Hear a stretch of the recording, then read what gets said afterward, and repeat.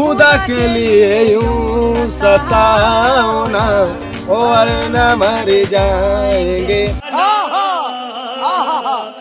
तो भाई इस गायकर को आप लोग तो नहीं जानते होंगे, अगर जानते होंगे तो कमेंट करके बताइएगा, अगर नहीं जानते हैं तो मैं बता देता हूँ कि यह गायकर कौन सा है।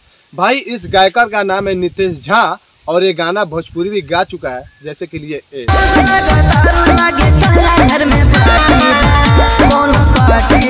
भाई ये भोजपुरी भी गाता है और इसका चैनल का नाम है बेबी म्यूजिक इंडिया। भाई ये गाना इसके चैनल पर आ चुका है जो आज से 3 हफ्ता पहले आया है और ये हिंदी गाना है।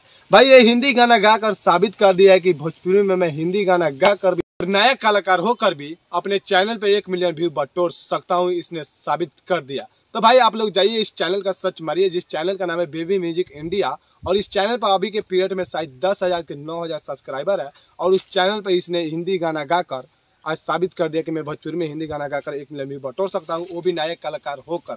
तो आप लोग जाइए इस चैनल पर जाकर अपने ये गाना सुनिए और गाना सुनकर बताइए कि ये गाना कैसा है और इस भाई को जल्द से जल्द आगे बढ़ाइए।